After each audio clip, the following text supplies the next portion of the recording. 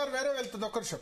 వి ప్రకాష్ గారు చెప్పండి. వి ప్రకాష్ గారు, ఇప్పుడు సరే కవిత ప్రెస్ మీట్ సంబంధించి 2 ఆరోపణలు చేశారు, హరీష్ రావు మీద, సంతోష్ మీద కదా, విన్నారు కదా. హరీష్ రావు మీద చాలా సెన్సేషనల్ అలిగేషన్ చేశారు ఆమె. 2019లో ఏం జరిగింది, ఎందుకు మంత్రి పదవి ఇవ్వలేదు, ఇవన్నీ కూడా ఆమె ఆరోపించారు. ఆమె మీద వన్నిన చాలా కుట్రలు చేశారని చెప్పారు.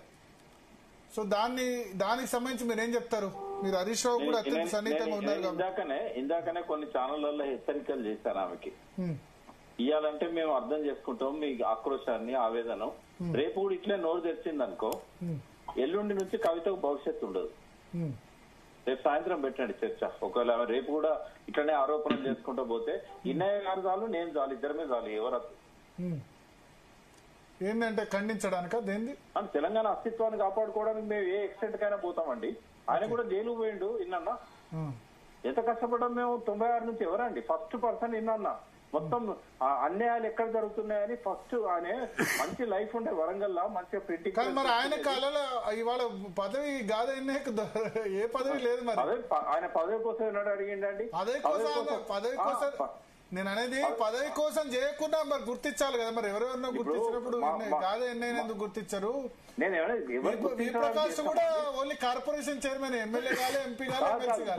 భరత్ గారు మనుషులను అంచనా వేయడంలో తప్పు చేయొద్దు.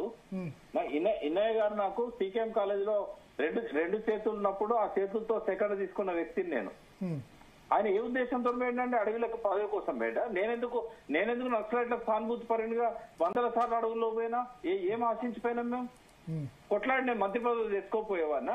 ఇంటికి పిలిచి బ్రేక్ఫాస్ట్ లో నీకు ఎమ్మెల్సీ ఇస్తున్నా గవర్నర్ కోట అంటే నాకు అవసరం లేదు, మేము పదవుల కోసం ఆలోచించలేదు, తెలంగాణ వచ్చింది దీన్ని సరిగ్గా పరిపాలించండి అని చెప్పినాం. నాకు పిలిచి ఎంతో మందికి తెలుసు ఆ విషయం. నన్ను పిలిచి అడిగాడు గవర్నర్ కోటాలో ఎమ్మెల్సీ ఇస్తాను. కానీ ఎప్పుడు కేసీఆర్ గారు ఎప్పుడు ఎన్నోసార్లు చెప్పారు లైవ్ లో. ఏది 2015 లో గవర్నమెంట్ వచ్చినాక 6 months నేను వద్దన్న తర్వాత శ్రీనివాస్ రెడ్డి గారికి ఇచ్చారు ఆఫీస్ ఇన్ఛార్జ్. నేను అట్లా పదవుల కోసం విన్నాను గానీ నేను గానీ కాదంటే ఇంకోసారి ప్రెస్ మీట్ పెడితే మీరు ప్రెస్ మీట్ పెట్టి మాట్లాడితే మీరు ఖండిస్తారు. ఖండించడం కాదు భరత్, మా దగ్గర చాలా ఉన్నాయి అస్త్రాలు. అంటే తెలంగాణ అస్తిత్వాన్ని కాపాడుకోవడానికి ఏ ఎక్స్టెంట్ కైనా పోతాను. కవిత మీద అస్త్రాలు అంటారు. ఎవరిని క్షమించేది లేదు. అంటే భరత్ గారు, అంటే కవిత గారు హరీష్ రావుని, సంతోష్ రావుని విమర్శించడం అంటే తెలంగాణ అస్తిత్వానికి దెబ్బతీస్తున్నట్ట? డాక్టర్ సాబ్ అది కాదు. ఆమె ఇలా మాట్లాడిన దానిలో సీరియస్ అంశం అది కాదు. సంతోష్ భుజాల మీద హరీష్ భుజాల మీద తుపాకీ పెట్టి ఆమె చంపుతున్నది తెలంగాణ పార్టీని, అంటే బీఆర్ఎస్ పార్టీని, అదే విధంగా కేసీఆర్ ను. అయితే మా ఉద్దేశం ఏంటంటే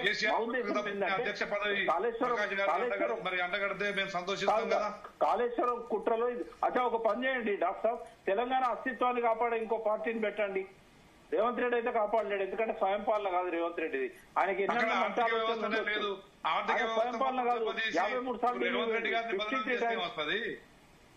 ఆర్థిక వ్యవస్థ మొత్తం దెబ్బతీసిన వాళ్ళు మంచిగా పోయి ఫామ్ హౌస్ లో ఎంజాయ్ చేస్తారు. అంటే మీ ఉద్దేశం, రేవంత్ రెడ్డి గారిని బదనాం చేసేందుకు ఒక్క నిమిషం వి ప్రకాష్ గారు, మీ ఉద్దేశం ఏంటంటే బీఆర్ఎస్ కిల్ అవుతే తెలంగాణ సంబంధించిన అస్తిత్వం దెబ్బతింటుంది అంతేనా? లేదు, నేను అనేది కేసీఆర్ కిల్ అయితే కాదు.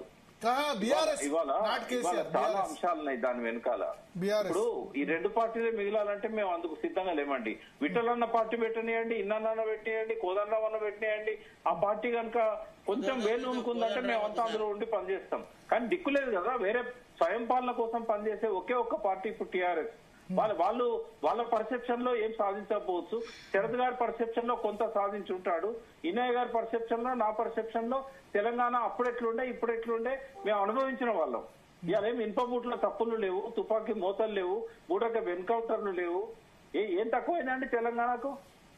ఇప్పుడు ఇన్కమ్ ఎంత పెరిగింది, ఆదాయం ఎంత పెరిగింది, ట్యాక్స్ ఇన్కమ్ ఎంత పెరిగింది? ఏమో లెక్కలతో కూర్చుందాం. 3.5 లక్షల కోట్ల జిఎస్డిపిని 13 లక్షల కోట్లకు తీసుకెళ్లారు. మీరు కూర్చుంటే కేసీఆర్ దగ్గరగా చూశారు. ఇప్పుడు కవిత ఇక్కడ దాకా తీసుకురాకుండా ఆయన ప్రయత్నం ఎందుకు చేయలేదు? ఒకసారి పిలిచి మాట్లాడితే అయిపోయేది కదా. భరత్ గారు అంత అమాయకుడా కేసీఆర్? అన్ని అమాయకుడేం కాదు, బట్ మొండి కదా. నేనేమంటున్నా, రాజశేఖర్ మొండితనం తాటున కుట్రలను మనం దాయకూడదు. మొండితనం అనేది ముసుగేసి కుట్రలను దాయకూడదు. ఇలా కుట్ర ఉంది, మొండితనం కంటే కూడా కుట్ర ఎక్కువ ఉంది. ఎవరి కుట్ర?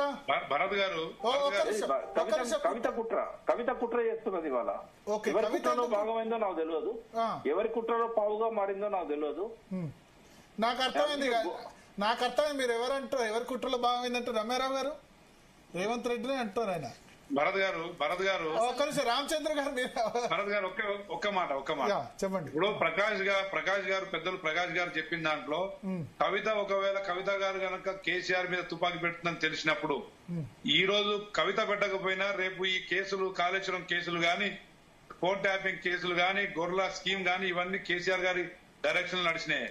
ఏదో రోజు కేసీఆర్ బలి కావాల్సిందే అవినీతిలో పాల్పంచుకోండి. ప్రకాష్ గారే అదే టీఆర్ఎస్ ని లీడ్ తీసుకునే అవకాశం ఉందా? తీసుకోమనండి.